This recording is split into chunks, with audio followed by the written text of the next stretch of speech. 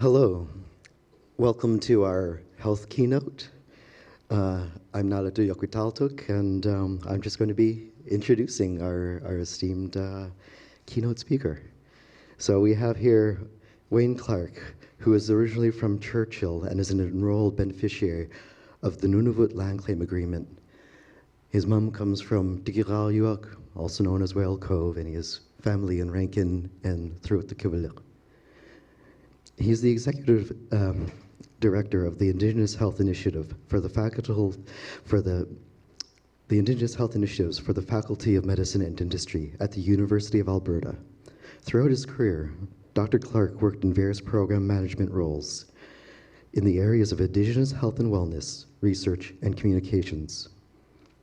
Dr. Clark was an inaugural board member of the Manitoba Inuit Association, where he formalized a partnership with Ongomizwiin Research at the University of Manitoba and established a protocol for the Inuit research engagement. He is currently the treasurer for the Canadian Society for Circumpolar Health and a member of the International Arctic Science Committee, Social and Human Working Groups, and CIHR College of Reviewers. Dr. Clark has conducted research with Inuit Elders and community members for informing an Inuit cultural safety module and investigating health system issues impacting Inuit in Manitoba and Kivalliq Region. And these include the COVID-19 pandemic's effects. Dr. Clark completed a Doctor of Education in Distance Education from Athabasca University and holds a Master's of Arts in Professional Communication from Royal Reeds University and a Bachelor of Business Administration from the University of Winnipeg. His research interests include Inuit health systems, Inuit research methodologies, and Inuit Qaujimajatuqangit. Please join me in welcoming Dr. Wayne Clark.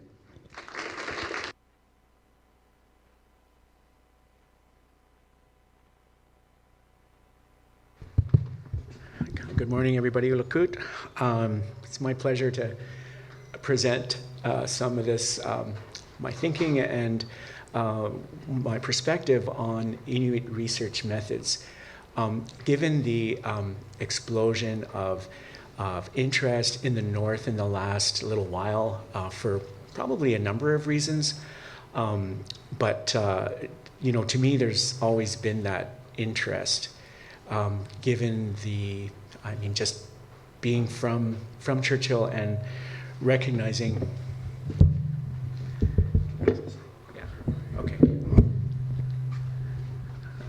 thank you, and recognizing the interest in those days around sovereignty during the Cold War, and that's the era that I was born in.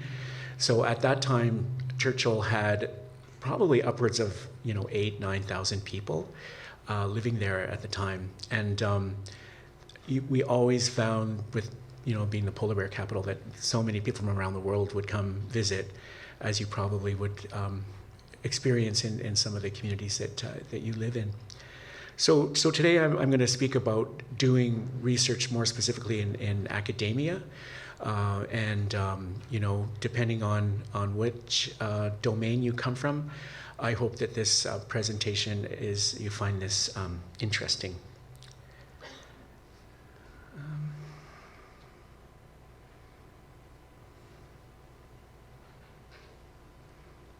I should have paid attention when the guy was telling me how to use this. Okay, so I'm making the land acknowledgement here. Typically, I usually don't give land acknowledgements for my own personal reasons, but out of respect for the university who has allowed us to host the conference here, I will mention this is the University of Winnipeg's land acknowledgement. So we are here, it's taking place on Treaty 1, the original lands of the waters of Anishinaabe, Inuk, Anishinaabeg, Dakota, and Dene peoples, and the homeland of the Métis Nation. I also want to acknowledge that in Manitoba, the northern parts of Manitoba are the traditional lands and continue to be the traditional lands of Inuit.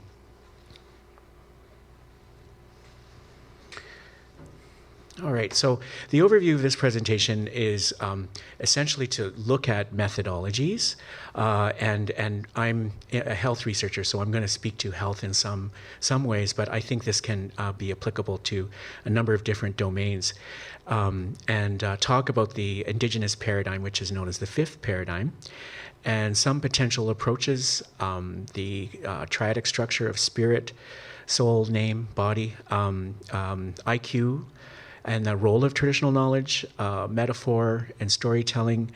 And I'm going to leave you with a conceptual framework that I used, and I hope that inspires some creative thought.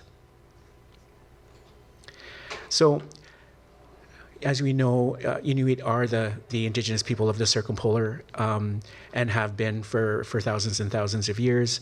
I've heard various different origin stories or stories of origin, and I've also heard stories from folklore where Inuit were always sort of in the north and traveled by kayak, and we're all related. And it's not surprising to me when I travel internationally and I've met Inuit from other parts of the world, and it's fascinating to me, given that there are Indigenous people in North America who have certain relations with one another, and in the north, in the circumpolar regions of the world, we do as well.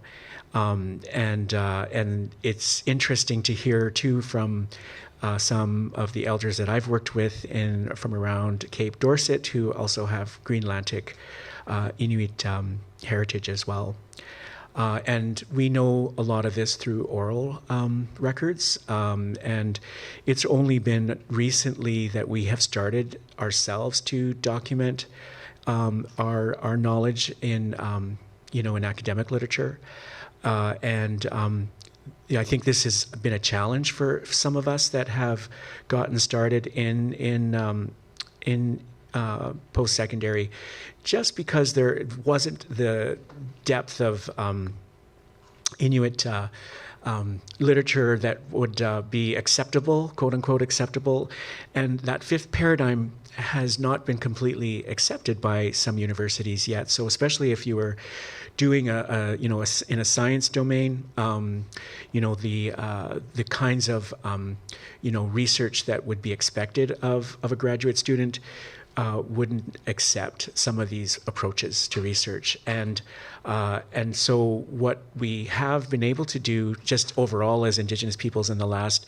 number of years is start to use the fifth paradigm or different approaches to doing research, which has given us much more autonomy in how we approach research, instead of, say, using the scientific method or other social science approaches that have been used on us in the past. And so by opening this up, we're able to provide much more depth in the ways that we've, not only the ways we've learned this information, but the way we've shared it and the way it's passed down. And it just makes sense when we are researching a specific topic or phenomena. And I also like to acknowledge the technologies and innovation that existed in the North for many, many years as not only for survival, but the ingenuity in creating these different kinds of tools and approaches. All right, so I want to also acknowledge my positionality, and this is essentially acknowledging that Inuit are from different groups. One of my elders was just explaining this to me this morning, and the different patterns of clothing that we wear, and some of those other unique differences in language. And so these are concepts that draw upon a specific reality. And that, I'm also coming in from a other perspective, like I'm of mixed ancestry.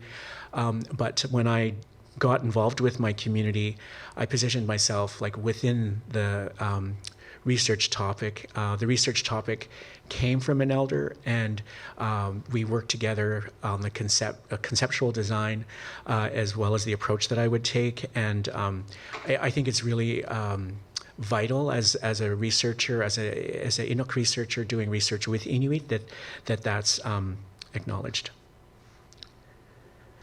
So we've had a lot of impacts.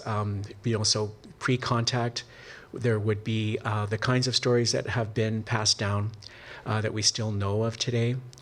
And once there was more, I guess, I think it was anthropology, really, some science and like early health research kinds of areas, but it was primarily through anthropology. And there was a good chunk of anthropologists that were from Northern Europe. And so when I was in Copenhagen, I was quite surprised to see the amount of literature that exists from the anthropologists and the early collection of information that would have been closer to pre-contact or early contact, where some of those stories from communities would have been in depth. I also find that Northern Europeans are a little more secular, so there was less to do with some of the other anthropology work that would have been conducted by I'm just looking for my interpreter if I'm talking too fast. And so with that, the thinking with some of the other anthropologists, I believed, was positioned to in light of Christianity, and I've got a couple more references to that. And so that research in those days was done particularly to form specific kinds of knowledge under like imperialism, and certainly not within the context of what Inuit would have wanted to share, or it wouldn't have been within the worldview of Inuit. So, and anthropologists in those days would have seen the Western Euro perspective as superior. So most recently, we have more Inuit-specific scholarship. I was really excited to meet two Inuit PhDs at the University of Alberta, young up-and-coming professors, and I've met others from across the country. And so we are growing in numbers as our current graduate students, PhD candidates, and so forth. So now we're seeing that there's more of our approaches, our ways of knowing, and just the epistemologies, or the ways we see the world, incorporated into the research that we are doing. So that's really good news. And the other thing around conducting research in an Indigenous paradigm, or from an Inuit perspective, is that epistemology, or that way of knowing, or lens, combined with the values, or the ontology, or the axiology of what we would how we would internalize information. So these are concepts, research concepts, but in a Indigenous perspective, these are kind of all into one, because we don't see phenomena as one specific subject that we study. We see it as a area that like that phenomena surrounded by the things that would be important to that topic, or to that subject.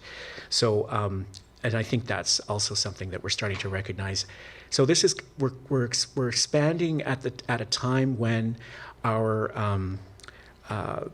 community is gaining momentum in academic research, but it's also at a time when we have more opportunity to work with a paradigm, the fifth paradigm, or the Indigenous paradigm, where we can do more of this research, which is either indigenized or relational research. And I think I've got a slide on that.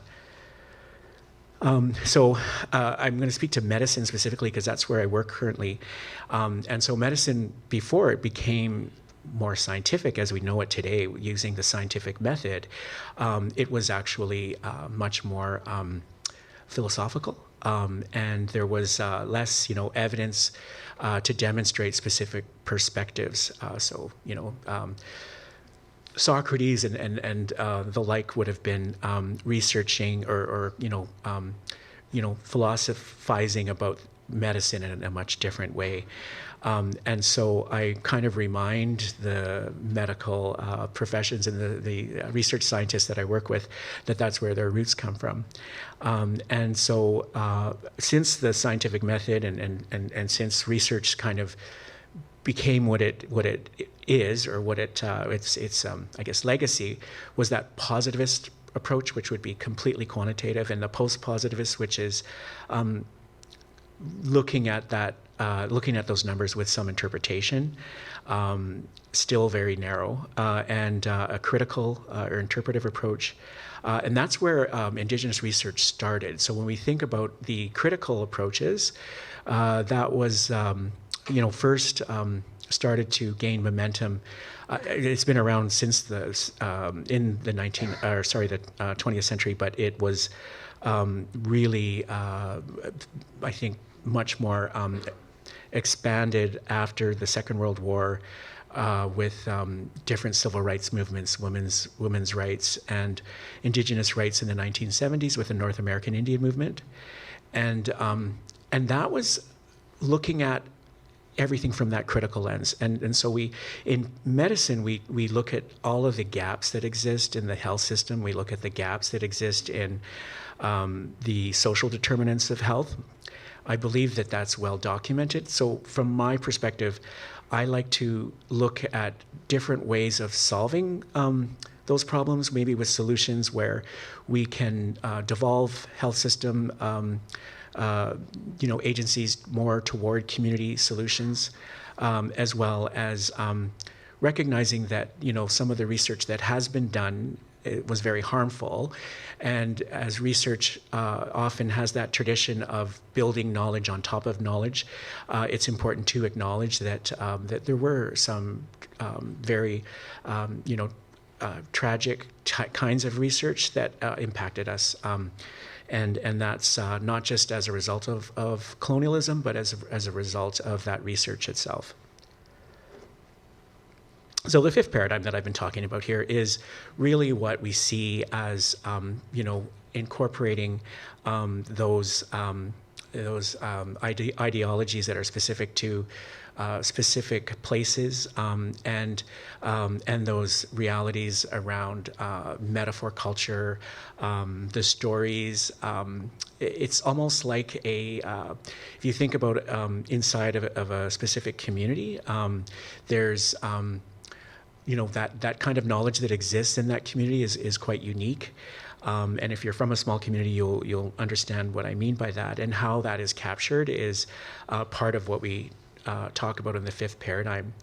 And so, we are also looking at specific inquiries that are Inuit.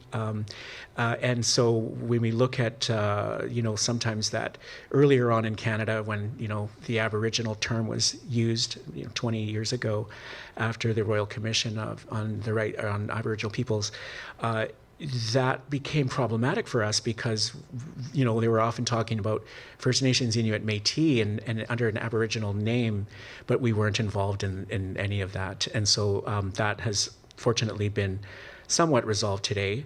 And so now there's a more recognition that Inuit need to do our own research, or at the very least work with researchers that are specifically working with us. And then also acknowledging that there is like a Eurocentric point of view within research, given the place of like where the academy exists, and also the need to break that down a little bit.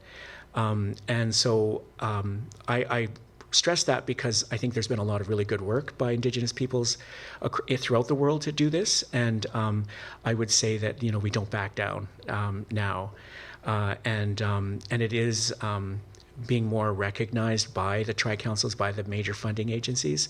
So for example, CIHR, the Canadian Institutes for Health Research, has organized with the Tri-Council like an Inuit research network.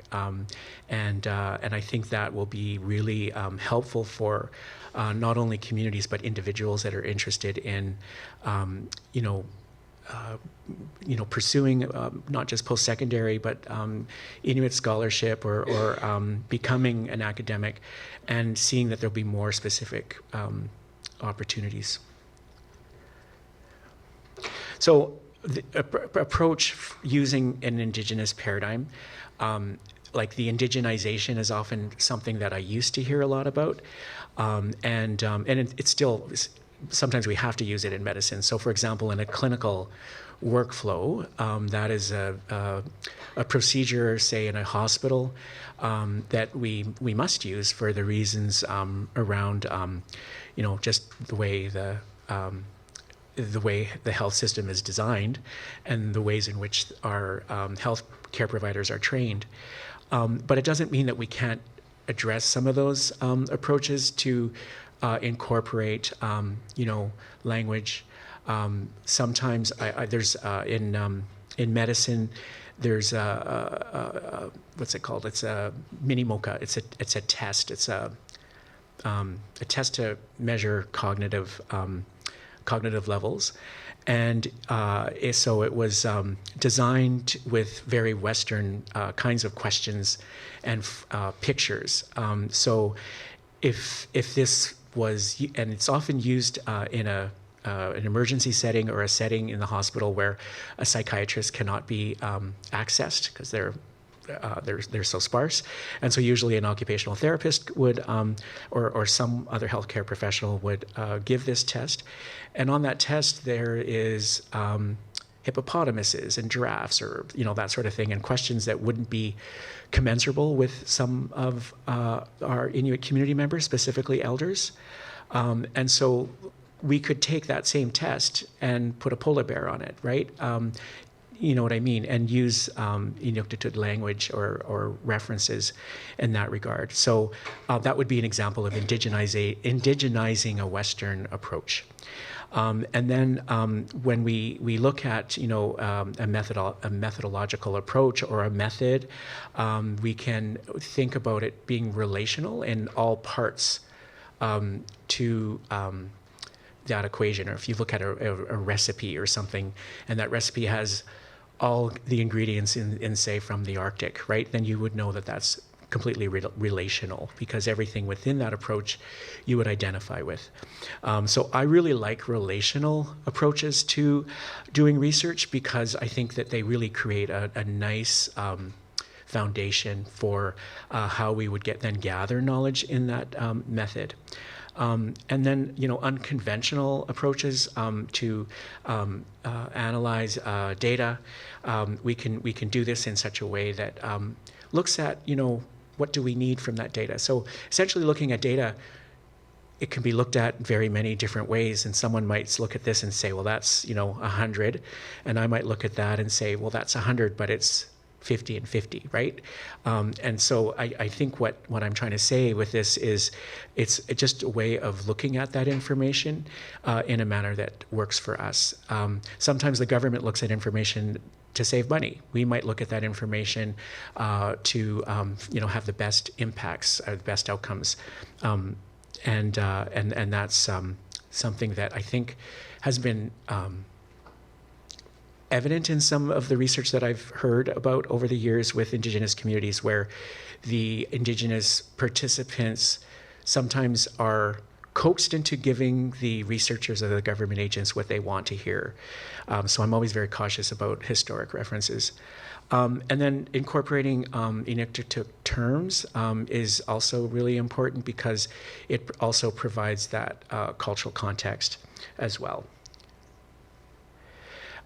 This is one of the things that I'm most proud of. It's obviously not mine. I learned about it from Dr. Carla Jessen Williamson, a Green Atlantic Inuk, who is at the University of Saskatchewan.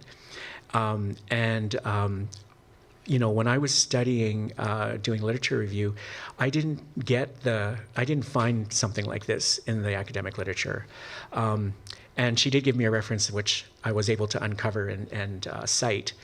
But recognizing this perspective, to me, has been so foundational to my own healing and the way that I perceive the world, given this triadic structure of self-preservation, knowing that, I'm named after my grandfather, and my connection to spirit is through air, or sila, through my breath, and that connects with my soul. And we don't sometimes, from my generation, we didn't learn this, and so it really gives me a foundation for how I sort of see myself and recognize maybe this was something that I just was missing, And so when we are thinking of our positionality as Inuit, when we are studying a specific topic, I think this is really foundational to, say, your positionality, or to how you might, work through a specific issue or a topic. Of course, IQ is also really important. I worked with Mata Eveljorjak, who helped to explain the concepts to me, and recognizing that not only were these principles helpful for solving problems which could have been, life-threatening in the high Arctic, but also around, collaboration, consensus making, and recognizing the collective. I since learned that these principles have evolved over the years, and so it's traditional knowledge, but it's traditional knowledge that can be used in a modern context. And so I can't say the term, but from Malagat, these terms, or these principles rather, are the foundation of IQ, and they've been expanded upon, to likely, I'm guessing, to work with government. That's something I'm investigating a little bit more, but that some of these 4 principles, and Kivalliq would argue that these are the foundations of IQ. And that's not something that I knew right off the bat, so I wanted to include this in this talk today as something that I'm investigating further.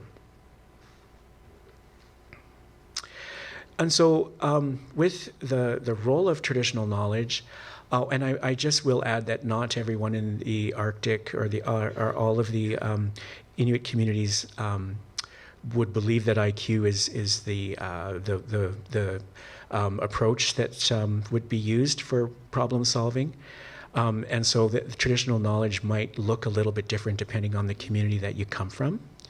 And so I know that it's been important in terms of how specific concepts have been understood in a Western context, being able to sort of negotiate what some of those meanings were, and then find a way to describe those and agree upon those with the elders or the storyteller. So an example of that was de Langlaire, an anthropologist. I believe he was a Jesuit. He learned about the ancestral connection, was immediately taken upon when the name was derived, usually after a dead relative, and that the fetus would then be endowed with supernatural powers, that have a high level of consciousness, but psychologically delicate. And so that's a perspective that I find really, really interesting. And that the womb itself has significant meaning and metaphor, symbolism, in the way that we also connect to that triadic structure and the role of motherhood or women in that construct. and the igloo being having that relationality to the womb, and its connection to like the navel and the stars, which of course in the stars is where our ancestors live. When I was in Inuk and being so far north, and being able to see all the stars in a place like that, this really resonated with me. And then additionally, it's helpful in, constructing, concepts and designing research. And so, thinking about some of these stories or traditional knowledge concepts can be then incorporated into how you might design a specific research study.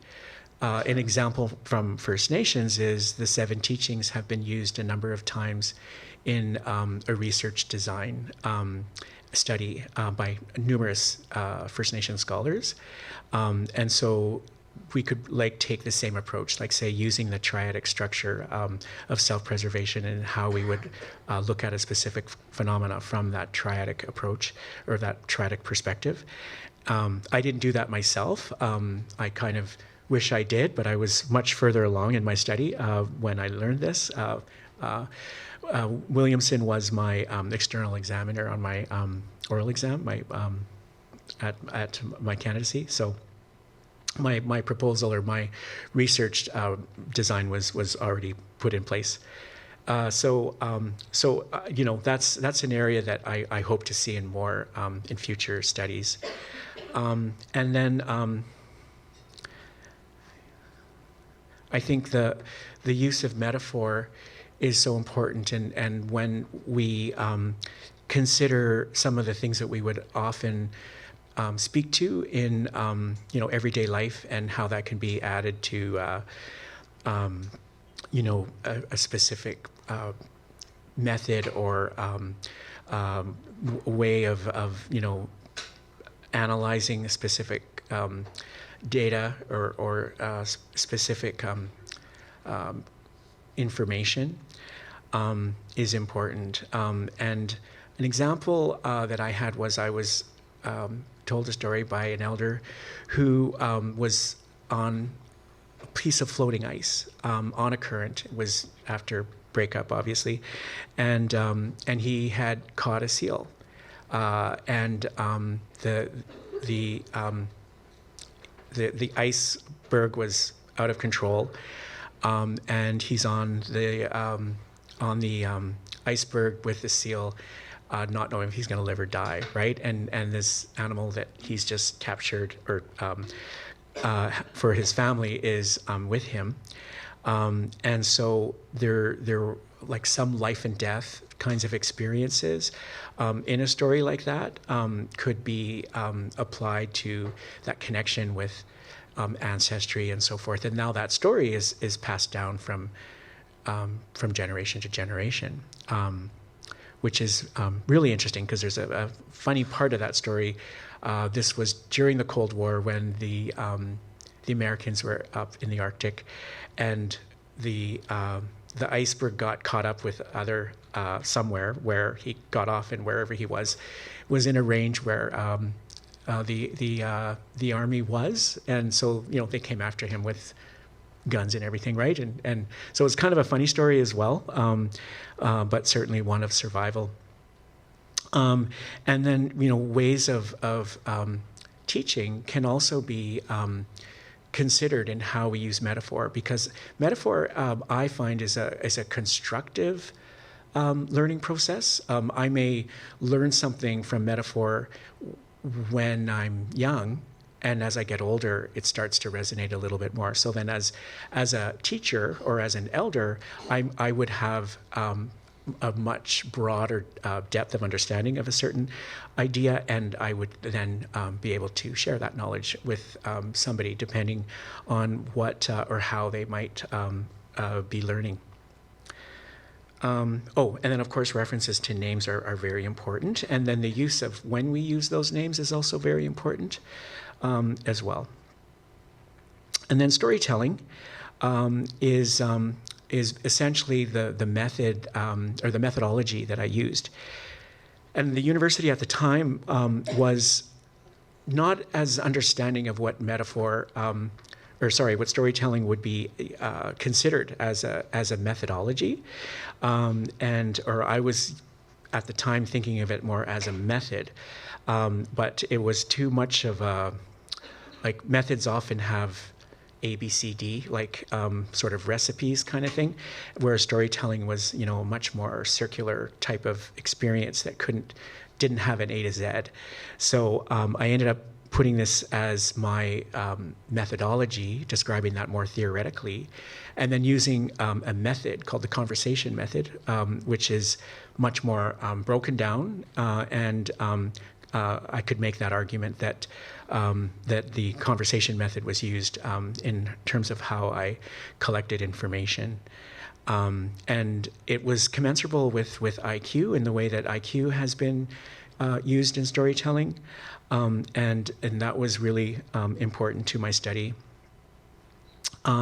It also offers a way to connect with elders and other community members. So the approach that I took was I worked with elders initially, collected what they wanted to see, and then later had that information reviewed by community members who also added or enriched that information, or gave me more insight into how that information could be shared with either other community members or with physicians who I'd be training. So that was a really good experience for me, because then what I found was, in working with the community, the amount of respect for elders was very evident in that process,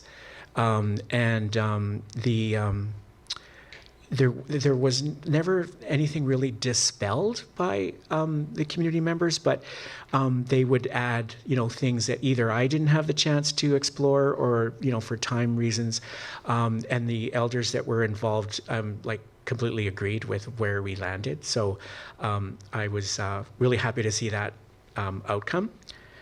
And I think it's worth exploring further as I build on this.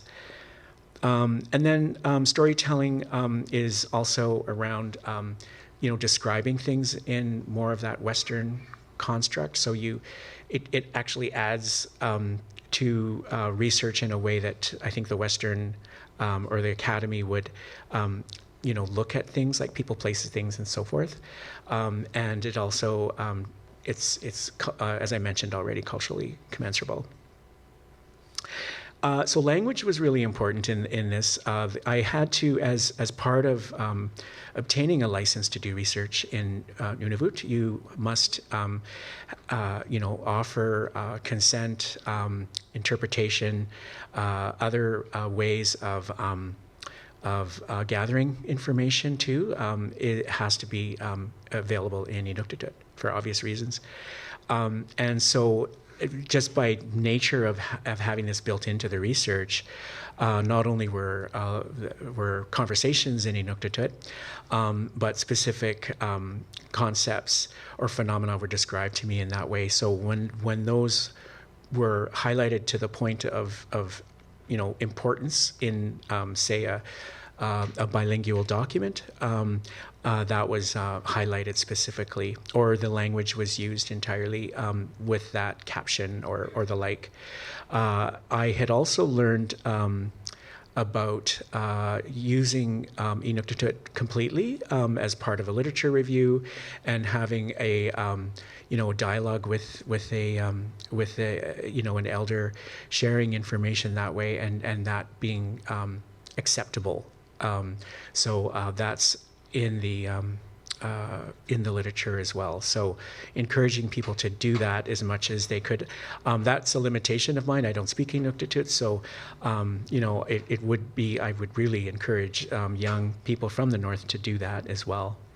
And that, obviously oral literature or oral records can also be documented and put into the academic literature today. So this is, I don't know how I'm doing for time, but this is where I landed when I came up with my approach. So my conceptual framework used IQ, and it used, principles of IQ around consensus and community. And then there's a concept called constructive alignment, which aligns teaching tools with learning outcomes and learning activities. And I created this metaphor with, in this way, with healthy outcomes in the middle. And so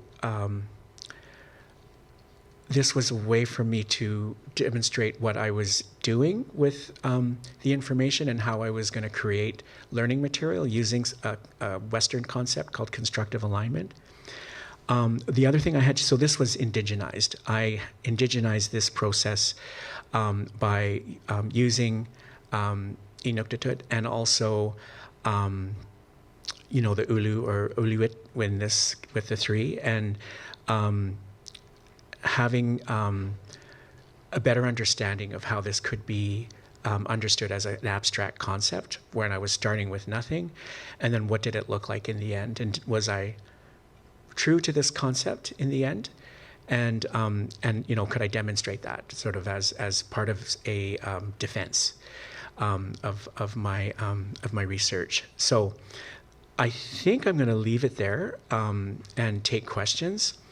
And I can go back to any slide, but I'll keep this slide up while we're discussing a little further.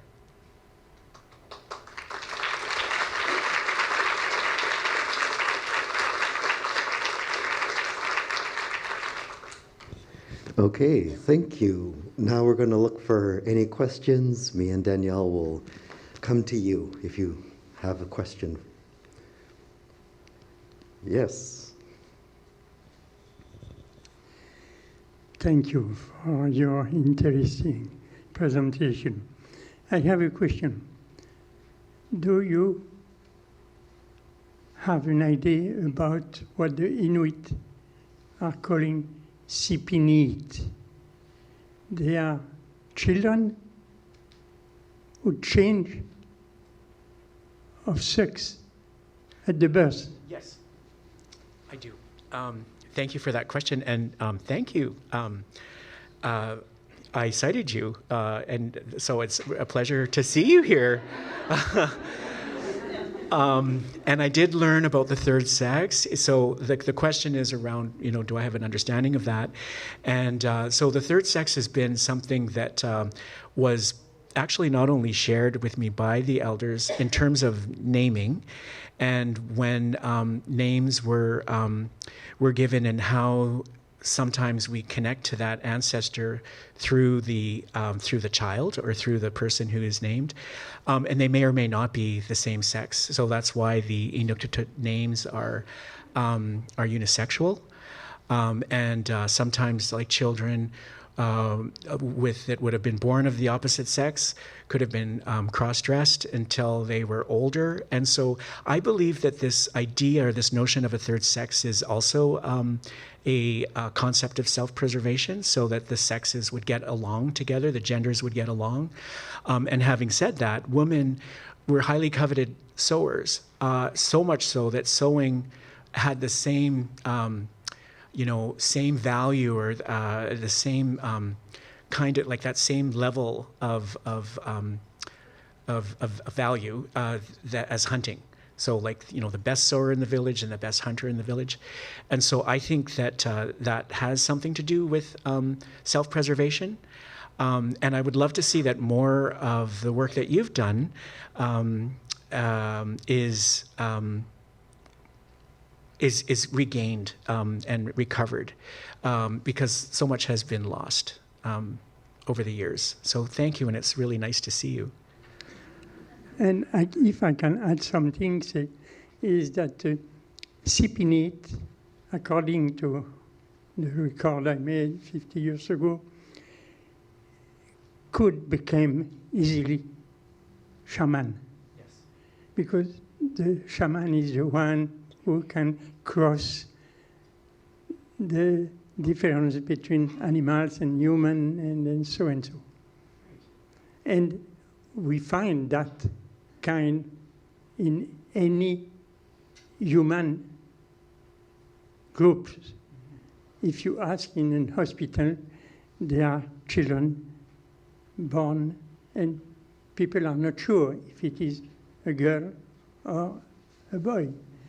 And so, but I never really read important research done on that because it's quite delicate and. Thank you so much for that additional comment, and I agree, because I think other than your work, I haven't seen it elsewhere very often. Yeah, and so glad you're here. Good morning, thank you very much. I wonder if you could give me an example or share with us an example of the worst cultural reality research done by the Europeans. Okay, which, I don't know how much time we have. But I do have one that's very current. There's a legal battle at the moment around, Dossiter, who was one of the physicians, research scientists that had a lot to do with liver transplantation, started doing transplantation of skin first, and went to the north and got quote unquote consent. And this is like post Nuremberg, and there are living Inuit today that have these demarcations from the skin transplants who never gave consent. So this is a legal issue right now before the courts. And he's from the university, or was from the University of Alberta. So I'm really ashamed of that. And also, he was known as an ethicist. And so our Center for Research, Health Research Ethics is named after this fellow. So I find that to be the most egregious example. It's given that, consent was, we had processes for consent at this time. This was not that long ago. It just goes to show how often researchers have come into the north, and whether that was health or environmental, and I think we heard about the search for the SS Terror, and they couldn't find it through the GPS, and they were completely sure they were going to find it, and then they just asked the local Inuit, who basically told them exactly where it was. So that's another kind of humorous example, but the one earlier that I mentioned, I think, would be the most egregious to me, and especially because we're still living through that, and there's much denial about that, or unwillingness to correct it. Ubanganya, roda ungalang mayunga, sipini mixano ukarjugo mang mayunga, testimony 1917 indi tusayo simagama unnerving me, and I used to be a medical interpreter at the nurse station in 70s, and I ask many doctors if they believe in change of sexes when they're in the womb or when they're born. They all said nope, because your sex is determined when you're forming chromosomes and others. But the Inuit believe sometimes when they're born, change sexes. So that's what I believe, and I am a traditional midwife, and also I learned that from my mother, that I don't have a formal teachers, and I'm traditional midwife, And this year, they call the birthing doulas. I'm forming birthing doulas, and they're going to be learning on the Zoom this year.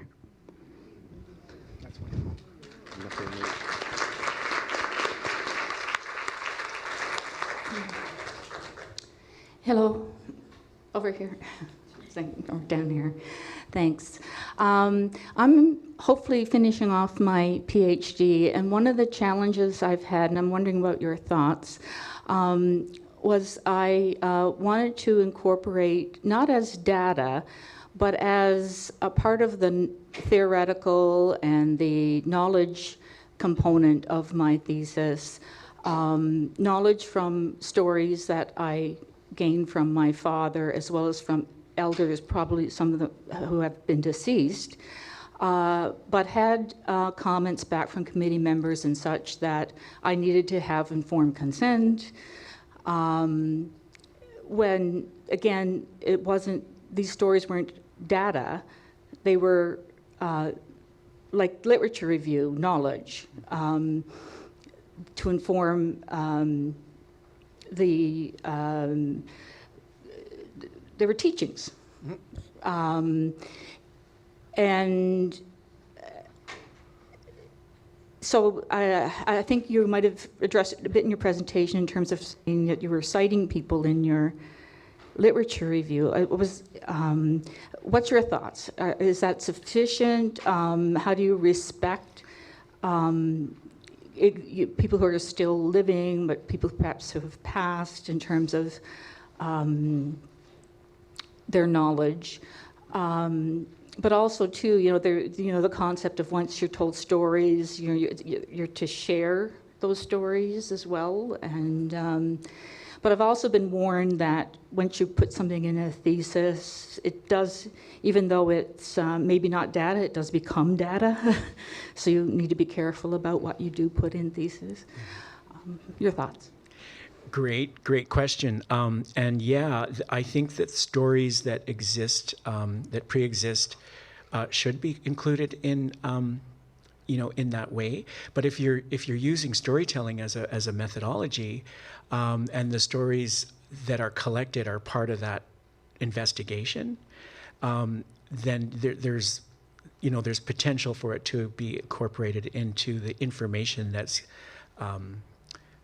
you're seeking, I suppose, and that's where we get into that sort of fifth paradigm. Like data we shouldn't be using the term data. I think I used it in my talk, but it's really about information, and then feedback that we get, like that I got from community members, is advice. It wasn't data, right? And so I had to start thinking about using terminology that wasn't under that scientific method. And so this is where we start getting into the gray zone around stories that exist and how to cite those. And so it's important to cite. And then, of course, with consent, there's an expectation that there would be a certain amount of anonymity. But of course, you can ask for permission as part of the consent so that the person could be named in that for that purpose. But also recognizing that that story has been passed down and down, so it's not owned by that person. So that has to also be addressed as well. Somewhere, like not necessarily in that quote, but somewhere within the body of the dissertation. Yeah. Nakomik mani ulayu biluktud kang suyok memuvunga. I was just wondering if there was any studies done with the children that were sent to hospitals, like in cities without their parents, because a lot of children has been traumatized by it. Because looking at this,